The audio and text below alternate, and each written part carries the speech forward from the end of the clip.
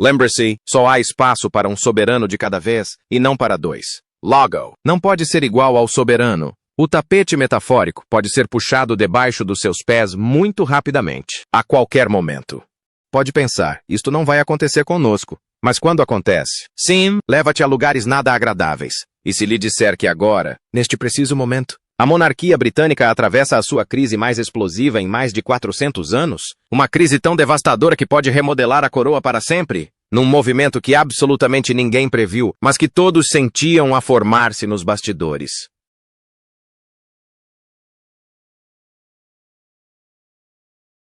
O rei Carlos III declarou em privado a sua intenção de se divorciar da rainha Camila. Sim, Lubem, divórcio.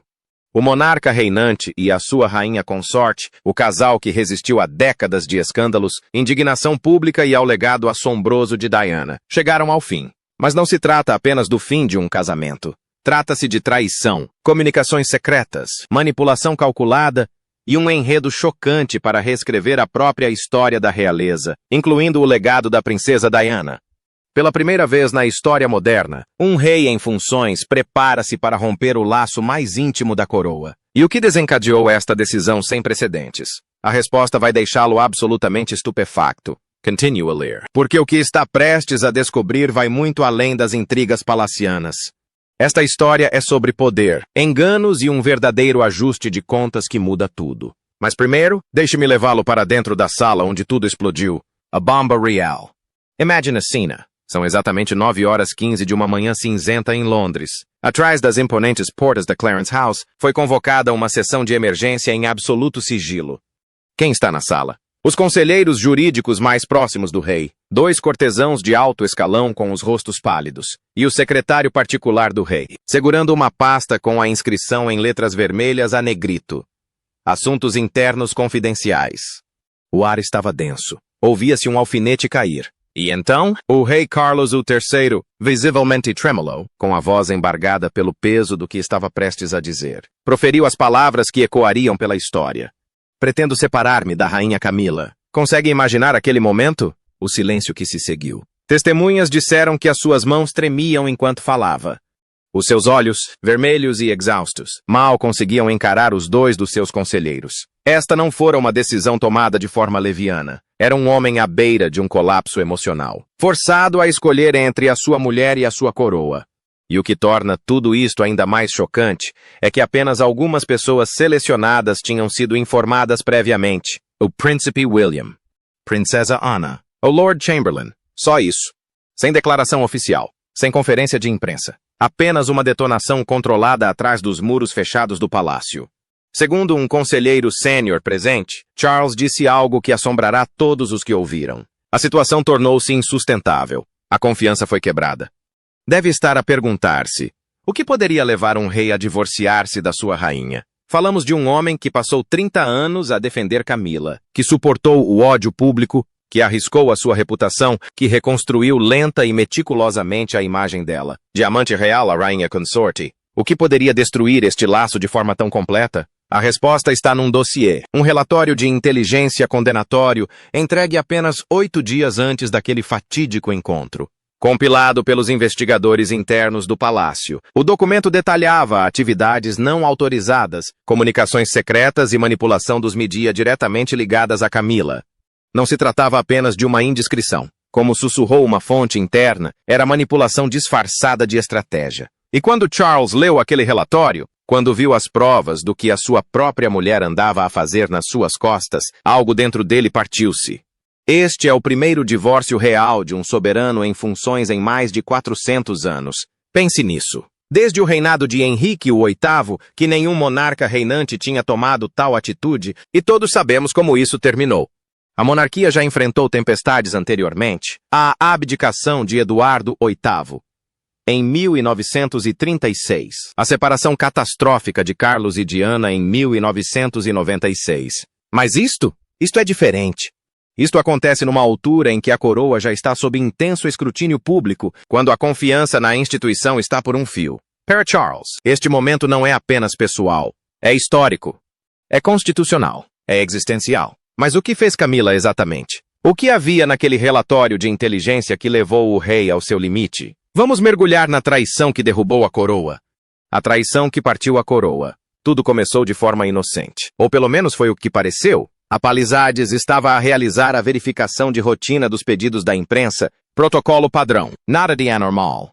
Mas depois algo chamou a atenção deles. Uma série de perguntas invulgarmente detalhadas de um conhecido biógrafo da realeza. Perguntas demasiado específicas, demasiado incisivas, demasiado informadas. Sinal de alerta soou de imediato, após uma investigação discreta. E posso garantir que quando a segurança do palácio começa a investigar, não brincam em serviço. Descobriram algo explosivo. A rainha Camila estava em contato direto com este autor. E não se tratava de uma conversa casual. Alega-se que este biógrafo estava a trabalhar num novo livro com o objetivo de reformular completamente a narrativa da família real. Reescrever a própria história. Os primeiros rascunhos desta biografia incluíam, alegadamente, retratos alterados da princesa Diana, do príncipe William e da princesa Catherine. Dá para acreditar? Diana, a princesa do povo, amada em todo o mundo, estava a ser retratada de forma negativa. E a Camila? Estava a ser retratada como uma força modernizadora incompreendida e injustamente difamada. E piora, os investigadores descobriram também os registros de 3 encontros privados entre Camila e um executivo de comunicação social estrangeiro de alto nível. Estes encontros, completamente não documentados nas agendas oficiais da família real, tiveram lugar ao longo de 6 semanas numa propriedade não divulgada em Mayfair, um dos bairros mais exclusivos de Londres. O que discutiam nessas reuniões secretas? Por quanto mais tempo o rei conseguirá manter-se no poder? Um palácio em revolta. A rainha Camila encontra-se agora no centro de uma tempestade sem precedentes na história moderna da realeza. O Palácio de Buckingham, geralmente uma fortaleza de ordem e precisão, está, pelo contrário, a desmoronar-se por dentro. O que começou como sussurros discretos nos bastidores transformou-se num ato aberto de desafio. Uma revolta entre os funcionários ameaça abalar os próprios alicerces da monarquia. Fontes internas revelam que a lealdade entre os criados do palácio, outrora inquestionável e automática, está fragmentada. Um número crescente recusa-se a servir a rainha consorte, e a rebelião silenciosa não dá sinais de arrefecimento. Segundo pessoas próximas do funcionamento interno da Casa Real, o protesto não é aleatório. Acredita-se que seja uma resposta direta ao que os funcionários descrevem como humilhações deliberadas dirigidas a Catarina, Princesa de Gales. Não se tratavam de incidentes isolados, mas sim de uma série de ações que deixaram cicatrizes demasiado profundas para serem ignoradas. O resultado é uma revolta silenciosa, mas poderosa, realizada não com gritos ou bandeiras, mas com pequenos atos persistentes de resistência. No início, os sinais eram quase imperceptíveis. Uma atendente que antes estava sempre ao lado de Camila, de repente, pedia licença precisamente quando esta estendia a mão para beber algo. Um mordomo de confiança, com quem trabalhava há décadas, desaparecia da sala no instante em que ela entrava. Portas que deveriam abrir-se instantaneamente permaneciam fechadas apenas o tempo suficiente para tornar a sua presença constrangedora. O chá da tarde chegava atrasado. O vinho servido à noite simplesmente desaparecia. Tarefas antes executadas com precisão militar eram agora deliberadamente atrasadas, interrompidas ou abandonadas. Para uma casa real onde o serviço funciona como um relógio, tais interrupções não são meros acidentes. São declarações. É uma rebelião de 1000 pequenos cortes, explicou um antigo lacaio que ainda mantém contato com a atual equipa. Nenhum erro isolado pode levar ao despedimento. Mas quando dezenas de pessoas agem da mesma forma, a mensagem é inegável. O respeito desapareceu. E sem respeito, ela não tem nada. Os murmúrios que ecoavam pelas cozinhas, corredores e aposentos dos criados revelavam a profundidade da ferida. Criadas sussurravam sobre uma traição imperdoável. Um lacaio descreveu em voz baixa o tratamento dado pela rainha consorte a Catarina como irremediável. Até os membros mais experientes da família real, aqueles que já tinham vivido divórcios, escândalos e tempestades que abalaram a casa de Windsor, confessam que este momento é diferente. Uma membro mais antiga da família real terá falado em voz baixa, mas firme. Cruzou o olhar com a princesa. Há uma linha que não se pode ultrapassar. Esta linha, antes sagrada e tácita, foi quebrada. E todos no palácio sabem o que isso significa. Os colaboradores já não precisam de explicar os motivos. A referência aos episódios com Catherine é suficiente. Ninguém quer falar abertamente sobre eles, mas todos os criados conhecem os pormenores.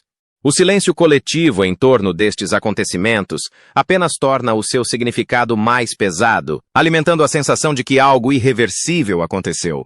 Para a monarquia, este é mais do que um mero inconveniente interno. Assessores de alto nível admitem que as operações do palácio estão praticamente paralisadas.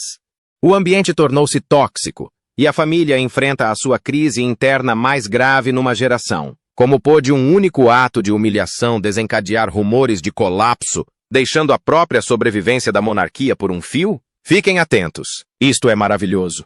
Todos aqui fizeram a sua parte, e tenho a certeza que Dali Adez, 20 anos, quem sabe, talvez se assista ao fim disto. O peso das palavras de um filho. Quando o príncipe William se apresentou perante as câmaras, a sua voz era firme, mas o mundo conseguia sentir o peso que a acompanhava. Cada palavra parecia carregar todo o peso da coroa, da família e da nação, que observavam de todos os cantos do mundo. O estado de saúde do meu pai é estável, disse ele suavemente, mas a sua doença é incurável. Estamos a aproveitar ao máximo o tempo que temos juntos. O silêncio que se seguiu foi mais pesado do que um trovão. Não era apenas a confirmação de um rumor. Era o reconhecimento de uma verdade demasiado dolorosa para ser disfarçada. Do lado de fora do Palácio de Buckingham, a tristeza e a incredulidade pairavam no ar. Milhares de pessoas juntaram-se, ombro a ombro no frio de uma tarde cinzenta, segurando flores, velas e telemóveis que transmitiam o momento vezes sem conta. Alguns rezavam em silêncio. Outros limitavam-se a fitar as janelas do palácio, na esperança de algum movimento, de uma sombra, de qualquer coisa. Os repórteres alinhavam-se na avenida como sentinelas. As câmaras estavam focadas na varanda que tantas vezes vira acenos reais, agora escondida atrás de cortinas de veludo. Através dos oceanos, as manchetes explodiram. O tom dos pivots de notícias mudou da especulação para a tristeza. As palavras incurável e carinhoso ecoaram por diferentes fusos horários, duas palavras que remodelaram a forma como o mundo via o seu monarca. Durante meses, circularam rumores. O rei Carlos, diagnosticado com cancro no início de 2024, continuou a cumprir as suas funções, participando em reuniões, cumprimentando embaixadores e mantendo a serenidade pública que definia o seu reinado. Mas aqueles que estavam suficientemente próximos para o testemunhar em privado notaram a diferença. Os movimentos mais lentos, as pausas mais longas, o cansaço que nenhum sorriso público conseguia disfarçar. Não era a primeira vez que o rei enfrentava a dor com tamanha dignidade silenciosa. Na sua juventude, Carlos era a personificação da força e da determinação. Levantava-se antes do amanhecer, cavalgava durante horas pelo ar úmido da Escócia e encontrava paz na simplicidade da terra e da sela. A sua devoção ao polo e ao campo era lendária, não por lazer, mas como prova de resistência. Para ele, a saúde era disciplina e resiliência. Dever. Mas o tempo, implacável como é, começou a testar essa disciplina. As cirurgias e as lesões vieram em ondas. A operação ao joelho em 1998, a correção de uma hérnia em 2003, os pequenos procedimentos que se seguiram nos anos posteriores. A cada aparição, surgia sorridente, apertando as mãos às enfermeiras e acenando aos fotógrafos, determinado a mostrar que o corpo podia ceder sem se render. No entanto, os que lhe eram mais próximos começaram a aperceber-se de uma mudança silenciosa, de uma reflexão mais profunda sobre a fragilidade, sobre o legado, sobre os próprios limites da força. Agora, enquanto William encarava as câmaras, esse legado parecia estar atrás dele, orgulhoso, resistant, intacto. O rei que outrora brincara, apesar da dor, inspirava agora um filho que falava de coração partido. A monarquia sempre fora sobre resistência, sobre manter a cabeça erguida independentemente da tempestade. Mas, desta vez, até a resistência teve um preço. E enquanto o palácio permanecia em silêncio sob o céu de novembro, a Grã-Bretanha aguardava, suspensa entre a gratidão e a tristeza, imaginando quanto tempo mais duraria o silêncio. Mas quando o silêncio for finalmente quebrado, marcará o fim de um reinado ou o início de um ajuste de contas dentro da coroa. Fiquem atentos. Processos legais em curso. Apenas 72 horas após o anúncio privado do rei Carlos, o Conselho Jurídico Real reuniu-se em sessão de emergência para iniciar a tarefa sem precedentes de dissolver o casamento de um monarca. O advogado principal, Sir Gavin Morland, um dos mais respeitados constitucionalistas da Grã-Bretanha, foi incumbido de navegar por um território jurídico que não era explorado há séculos. Os termos que estão a ser redigidos são extraordinariamente complexos. É necessário abordar questões como os títulos de propriedade, as questões de habitação, o acesso a fundos reais, as responsabilidades públicas e as implicações de sucessão. Não se trata apenas de um divórcio. É um puzzle constitucional sem precedentes na história recente.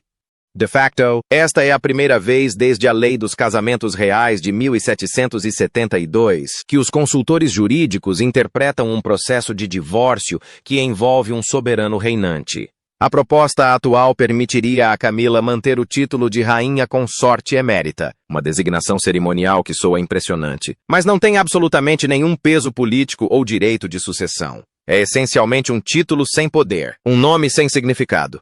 Mais importante ainda, Camila perderia o acesso aos fundos do Ducado da Cornualha, a vasta propriedade que proporciona rendimentos à família real. Seria também privada dos privilégios das propriedades da coroa, ficando isolada da infraestrutura financeira que sustentava o seu estilo de vida real. A sua residência seria fixada permanentemente em Raymil House, que, crucialmente, não é uma residência real oficial. Ela viveria lá como cidadã comum, não como membro da realeza. Talvez o mais importante de tudo seja que o financiamento das viagens e o apoio administrativo, atualmente prestados pela verba soberana, cessariam no prazo de 90 dias após a separação definitiva. Na prática, Camila está a ser sistematicamente privada de todos os benefícios materiais de ser rainha consorte. Mas há uma outra cláusula a ser redigida, uma que reflete a profunda desconfiança que agora perpassa esta situação. As equipas jurídicas do Palácio estão a elaborar uma cláusula de confidencialidade rigorosa que impediria Camila de publicar ou contribuir para quaisquer livros, artigos, filmes ou projetos de comunicação social que façam referência à família real, sem aprovação prévia e explícita. Penalizações financeiras por violação? Até 5 milhões de libras. Esta cláusula teria sido exigida pelo próprio príncipe William. Como disse uma fonte próxima da sua equipa de comunicação, chega de moldar a história para se adequar aos seus interesses. Charles, segundo os assessores, está a ser complacente, mas emocionalmente fragilizado durante todo este processo. Esteve presente nas reuniões com os advogados, mas o seu foco continua dividido entre o dever e a devastação pessoal. Fez um pedido específico: que todos os procedimentos estejam concluídos antes do início da época de visitas propriamente ditas, em março. Quer que este seja resolvido, finalizado e encerrado, para que a monarquia possa reconstruir a sua imagem pública sem a constante distração de escândalos pessoais. Isto não é apenas um desfecho jurídico, observou uma fonte interna. É o capítulo final de uma história que começou na sombra há mais de 50 anos. Mas enquanto os advogados preparavam os documentos num silêncio estudioso, o mundo exterior reagia com veemência. No Tribunal da Opinião Pública, o veredicto chegou rapidamente e a memória de Diana voltou como um trovão pelos corredores de Windsor. A reação do público, o anúncio, ou melhor, a fuga de informação, da iminente separação de Carlos e Camila provocou um terremoto cultural imediato. Em poucas horas, a hashtag Diana estava certa começou a ser tendência em 48 países. Dominou as manchetes de Londres a Sydney, de Toronto a Bombaim. As redes sociais explodiram com manifestações de apoio, raiva e um sentimento coletivo de "nós avisamos". Circularam vídeos da famosa entrevista de Diana para o programa Panorama, em 1995, onde proferiu aquela frase arrepiante e inesquecível: "Éramos 3 neste casamento, por isso era um pouco apertado", e a publicação foi partilhada mais de 30 milhões de vezes em apenas 3 dias. Era como se o mundo inteiro tivesse premido o botão de retroceder na história. E desta vez, a verdade de Diana ecoava sem resistência, sem distorções, sem que ninguém a tentasse suprimir. Sondagens de opinião realizadas pela YouGov, apenas 24 horas após a notícia ter sido divulgada, revelaram números impressionantes. 81% dos britânicos apoiaram a decisão do rei de se separar. Ainda mais revelador, 67% acreditavam que Camila deveria ser completamente despojada de todos os títulos reais.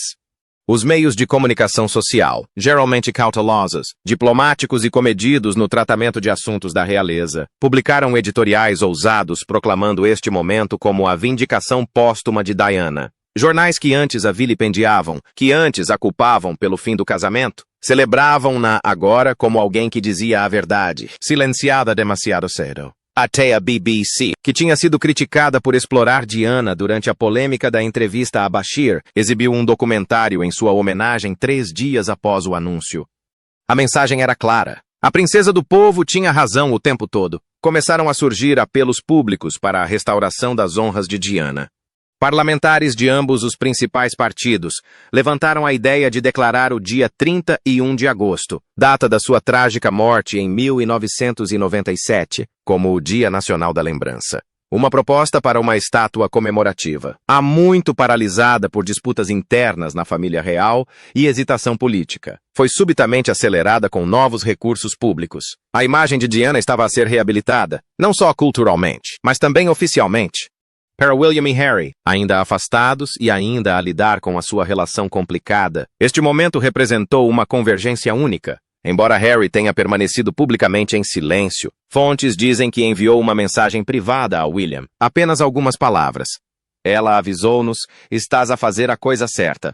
A comoção global em torno do legado de Diana remodelou não só a narrativa deste divórcio, mas toda a história da família real ao longo de décadas. A mulher antes considerada um problema tornou-se o pilar, o centro moral, o padrão pelo qual todos os outros seriam julgados. E Camilla, que fora lenta e penosamente reabilitada através de anos de cuidadosa assessoria de imprensa, estava a desmoronar-se sob o peso do seu próprio passado.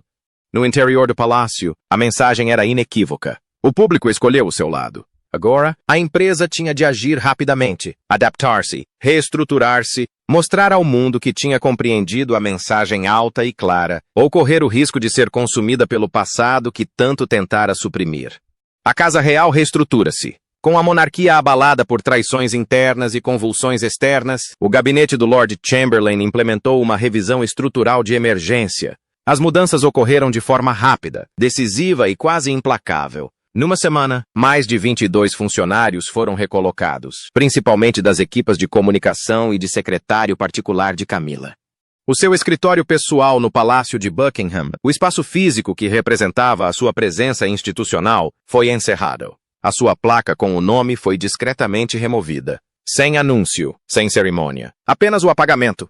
Em seu lugar, foi criada uma nova divisão sob o comando do chefe de Estado-Maior de William. O simbolismo era inegável. A influência estava a ser transferida da consorte para o herdeiro, da visão de Camilla para o futuro de William.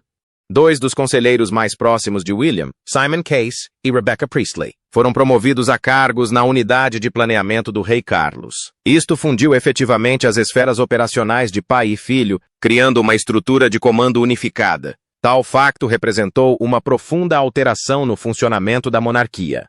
Carlos mantém a supervisão cerimonial, a coroa, as aparições públicas, o papel constitucional. Mas o funcionamento real da monarquia? Esse passa agora por William. Como disse uma fonte próxima do casal, o monarca ainda é Carlos, mas a monarquia é agora exercida por Guilherme. Diversos acontecimentos importantes que estavam para vir foram reestruturados, para realçar a estabilidade da família real e o núcleo de confiança da família. Foi confirmado que a princesa Ana irá liderar o jantar de apresentação de faturas da Commonwealth, um prestigiado evento diplomático que tradicionalmente contaria com a presença da rainha consorte. A princesa Catherine foi escolhida para acolher a Cimeira Internacional da Criança, um papel originalmente destinado a Camilla. O envolvimento de Kate envia uma mensagem poderosa sobre em quem a instituição confia para representar os seus valores.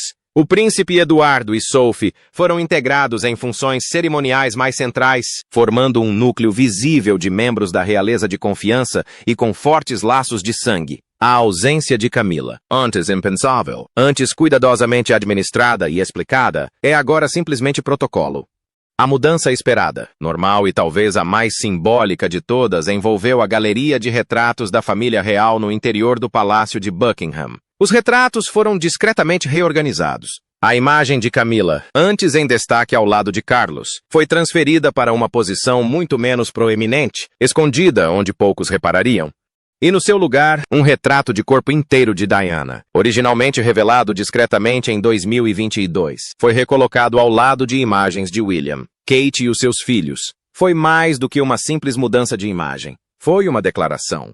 A monarquia está a regressar às suas raízes. Uma monarquia construída não na preservação de títulos controversos ou na proteção de figuras problemáticas, mas na confiança, no serviço, na vontade do povo. Mas a estrutura por si só não garante estabilidade.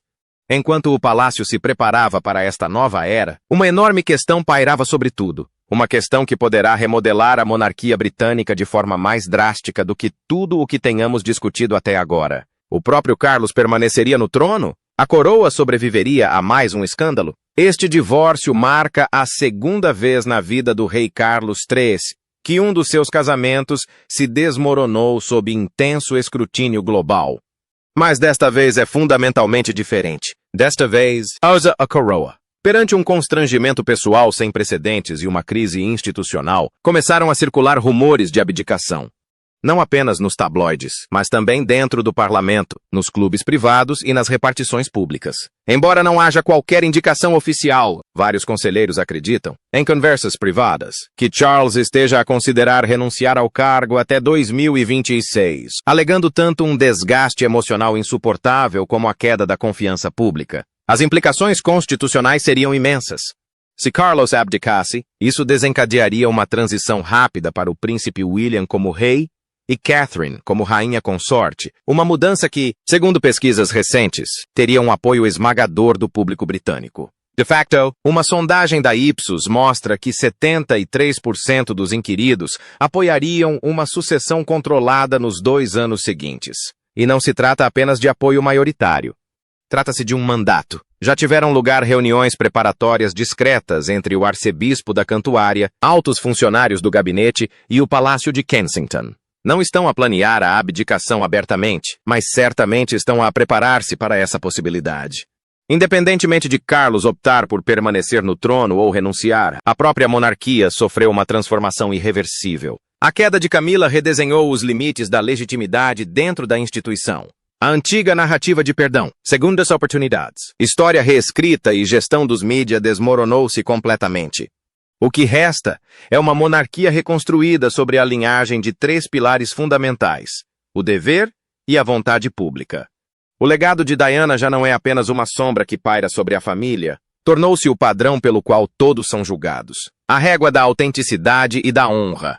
E o Guilherme já não é apenas um príncipe em espera, ele é um soberano em espírito, a personificação do que a monarquia precisa de se tornar. Para Camilla, não há volta a dar. O seu papel acabou. A sua imagem foi destruída. O seu legado, se é que existiu, está em ruínas. Para Charles, a escolha é penosamente simples, mas impossivelmente difícil. Preservar o trono através da sucessão ou tentar salvar a dignidade pessoal estando sozinho no poder. Os dias das cedências palacianas, 2 escândalos cuidadosamente orquestrados, das campanhas de reabilitação de imagem e de proteção do indefensável, acabaram. Um novo capítulo iniciou-se e, com ele, renasceu a Casa de Windsor, sob fogo cruzado, em meio a escândalos, mas talvez finalmente do lado certo da história, a viragem da coroa. Começou por ser uma manhã perfeitamente comum em Londres, daquelas pelas quais a cidade é famosa. Uma névoa fresca pairava no ar. O céu ostentava o seu habitual tom de cinzento prateado e o burburinho da vida cotidiana envolvia o palácio de Buckingham. Os guardas reais mantinham-se firmes nos seus casacos escarlates, com os rostos impassíveis. O relógio do palácio soou o seu toque familiar, ecoando pelo pátio com uma precisão cristalina. Lá dentro, os cortesãos deslizavam pelos salões de mármore, os seus passos calmos misturando-se com o ritmo silencioso do dever.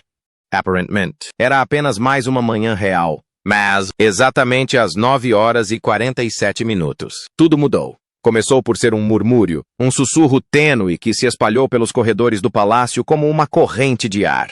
A princípio, ninguém queria acreditar. Um mordomo parou a meio do passo, uma criada deixou cair o tabuleiro e um ajudante olhou fixamente para o chão.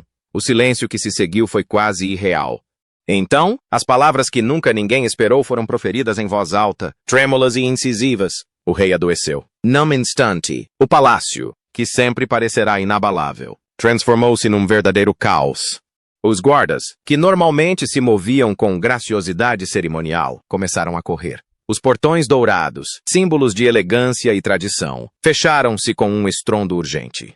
Comitivas surgiram do nada, carros pretos a alta velocidade atravessando o pátio, enquanto portas batiam e vozes se elevavam em confusão. O ar estava carregado de tensão. Os telefones tocavam sem parar. As mensagens eram sussurradas de uma mão trêmula para outra. A calmaria fora substituída por algo muito mais sombrio. O inconfundível pulsar do medo por detrás daquelas muralhas de pedras centenárias indicava que se começara a formar uma tempestade. Ao meio-dia, o mundo teve o seu primeiro vislumbre desta tempestade. Chegou o comunicado oficial da família real, breve, frio e enigmático. Sua Majestade está sob supervisão médica devido a complicações decorrentes do tratamento. Só isso. Nenhuma fotografia tranquilizadora, nenhum médico sorridente, nenhum aceno real da varanda do hospital. Apenas uma frase. E depois, silêncio. Mas aquele silêncio era ensurdecedor. Por toda a Grã-Bretanha, ecoava pelas salas de estar, escritórios e ruas apinhadas. Os apresentadores dos telejornais tropeçavam nas palavras. Os repórteres acampavam à porta dos portões do palácio e milhões de pessoas sussurravam a mesma pergunta angustiante. O que se passa com o rei? Os grandes salões, outrora repletos de risos e cerimônias, estavam agora silenciosos, exceto pelo eco de passos apressados e pelo suave murmúrio de orações sussurradas por corações aflitos. Do lado de fora, a multidão aumentava, apertando os portões. Rostos empalideceram de preocupação e curiosidade. Velas começaram a surgir na calçada, pequenas luzes trêmulas no crepúsculo crescente. E dentro daquelas paredes do palácio, a história sustinha a respiração. Dentro do palácio, a atmosfera tornava-se mais pesada a cada hora que passava. Os funcionários moviam-se como fantasmas, falando em voz baixa, com medo de que até as paredes pudessem estar a ouvir. Sabiam o que o público não sabia, que não se tratava de uma doença comum, de um desmaio passageiro ou de uma febre. Era sério, terrivelmente sério. O rei, o homem que esperara toda a vida pelo trono, lutava agora para se manter nele. A coroa, que outrora simbolizara o triunfo, parecia agora um fardo demasiado pesado para suportar. À medida que o dia dava lugar à noite, o céu sobre Londres parecia refletir o clima no interior do palácio. Cinzento, pesado e à espera da chuva. A monarquia já tinha enfrentado guerras, escândalos e tempestades antes, mas nunca isto. Nunca um medo tão repentino e íntimo, porque isto nada tinha a ver com política ou poder. Era sobre um homem, frágil e mortal, sob o peso da sua coroa. O dia que começara com serena dignidade terminara numa incerteza angustiante. A idade de ouro do rei, tão aguardada, pendia agora por um fio. E, à medida que a meia-noite se aproximava, uma verdade tornou-se clara para todos os que sussurravam nas sombras. O destino da coroa repousava no coração pulsante de um homem, e esse coração estava a falhar. Como é que o príncipe William reuniu coragem para confirmar a trágica notícia? Como é que Charles vinha lidando com a coroa antes da doença? Quais eram as lutas silenciosas que ele travava nos bastidores? Vamos descobrir. Sobre o legado desaparecido de Isabel. A princesa Ana nunca foi de suavizar as palavras ou de disfarçar os seus sentimentos. Durante décadas, carregou a reputação de ser a mais direta dos Windsor, uma mulher que diz o que pensa e que valoriza a lealdade acima das aparências. E agora, após a morte da sua mãe, essa firmeza transformou-se em fúria. O seu confronto com a rainha Camila não se resumia a relíquias de família reluzentes. Tratava-se de legado, de história, do próprio fundamento daquilo que a monarquia afirma representar. A tempestade começou silenciosamente, no interior do castelo de Windsor. Após o falecimento da rainha Isabel, os arquivistas reais seguiram a tradição, enveredando pela solene tarefa de catalogar os pertences da falecida monarca. Este era um processo que se repetia há séculos após a morte de reis e rainhas. Um levantamento minucioso do que ficou para trás, do que pertencia à coroa e do que era pessoal. Mas desta vez, algo estava errado. À medida que os arquivistas percorriam os cofres, descobriram lacunas, ausências perturbadoras onde deveriam estar relíquias de valor inestimável. A descoberta espalhou-se rapidamente entre alguns escolhidos, mas ninguém se atrevia a dizer uma palavra em público. Inicialmente, o Palácio de Buckingham tentou abafar os rumores. Os funcionários recusaram-se a comentar, trancaram as portas e juraram silêncio. Mas os rumores espalham-se rapidamente pelos corredores da realeza e depressa chegam à pessoa menos propensa a deixá-los em paz. A princesa Ana. Para onde quer que se virasse, os murmúrios seguiam-na. Joias desaparecidas, peças a desaparecer, explanations vagas e pouco convincentes. E para uma mulher que dedicou a sua vida a defender a memória da mãe, isso era intolerável. As joias em questão não eram meros adornos. Eram peças intrinsecamente ligadas à própria história da Grã-Bretanha. Um deles era um broche de flor de diamantes, entregue pela primeira vez a Isabel pela Rainha Vitória na véspera da sua coroação, um presente que simbolizava a continuidade e o dever. Esse broche tinha desaparecido sem deixar rasto. Outro era o famoso colar de safiras e diamantes, um tesouro icônico que Isabel usava em ocasiões de estado. Uma peça que brilhava como uma promessa silenciosa da resistência da Commonwealth. Agora, isso também tinha desaparecido. Estas não eram apenas pedras preciosas, eram fragmentos tangíveis da alma da monarquia. Perdê-los era perder o fio condutor que ligava um reinado ao seguinte. Sem eles, era como se alguém tivesse arrancado capítulos da história nacional. Para aqueles que estavam dentro do palácio, o pânico era a única resposta possível. As ordens chegavam com uma clareza brutal. O silêncio devia ser absoluto. Sem fugas de informação, sem confirmações, sem qualquer indício de escândalo a chegar ao mundo exterior. Mas o silêncio nunca foi o forte de Anne. Quando confrontou Camilla, manteve uma calma exterior que mascarava uma fúria controlada. As suas palavras eram precisas, mas carregavam o peso de uma vida inteira de lealdade para com a sua mãe. Ela não estava ali para proteger reputações ou uma instituição já marcada por crises. Ela estava ali para exigir a verdade. Para Anna, estas joias não eram posses para serem guardadas ou perdidas. Eram símbolos vivos dos 70 anos de Isabel no trono. Recordações de sacrifício, serviço e perseverança. E aos olhos dela, o desaparecimento deles não foi nada menos do que uma traição. Então, que traição mais profunda poderia abalar uma dinastia? Joias desaparecidas? Ou a confiança destruída dentro dos seus muros? Continua a assistir. O cofre nas sombras. A descoberta não veio com alarido ou barulho, mas sim numa voz sussurrada e urgente que carregava o peso do perigo. A mensagem chegou a Anne do lado de fora das muralhas do castelo, longe dos corredores de mármore onde os sussurros começavam a apertar como um laço. Era uma voz que não ouvia há anos, a da antiga assistente pessoal de Camilla.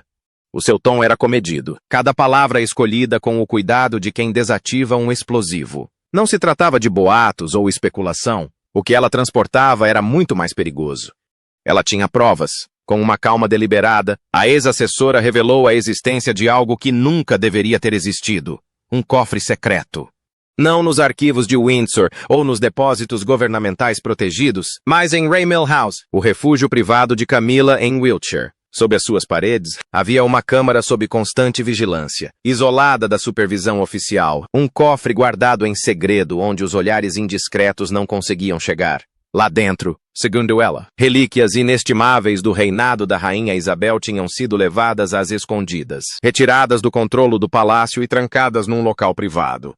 Anne permaneceu em silêncio enquanto as palavras faziam efeito. Cada detalhe era mais um golpe, uma peça do puzzle a encaixar com uma clareza arrepiante. Camilla não tinha simplesmente pedido emprestados ou perdido objetos, como as desculpas do palácio sugeriam. Ela tinha os removido. Entre os tesouros alegadamente escondidos em Raymell estava uma das peças mais deslumbrantes da coroa, o colar de esmeraldas e diamantes que outrora brilhava no pescoço de Isabel. Uma joia que não constava em nenhum registro oficial desde a sua morte em 2022. A última vez que foi visto foi num discreto evento diplomático. E a explicação de Camilla, de que estava simplesmente à guarda da família, não contribuiu para dissipar as suspeitas. Para Anne, esta frase soava vazia. Quem o tinha autorizado? Onde estavam os registros? E por que é que os artigos pertencentes ao Crown Collection Trust estavam subitamente a ser tratados como ornamentos particulares? Para Anne, o padrão era inconfundível. Isto não foi um acidente, foi um ato de ocultação. Mas Anna não foi imprudente. Não se confidenciou com ninguém, nem com Charles, nem mesmo com os seus mais fiéis companheiros. Em vez disso, agiu no seu estilo característico, súbita, precisa e decisiva. Recorreu a 2 oficiais do Comando de Proteção Real, homens unidos pelo silêncio e pela lealdade, homens em quem confiava tão firmemente como uma rocha. As instruções eram claras. Investigar a Casa Raymell. Descobrir a verdade. O que descobriram dissipou qualquer vestígio de dúvida. Oculto sob camadas de acesso restrito, o cofre era real. Os registros haviam sido apagados. Vestígios digitais apagados. Registros em papel destruídos, como se alguém tivesse deliberadamente apagado a história. Mas os agentes de proteção trabalharam em silêncio, fotografando e catalogando cada descoberta.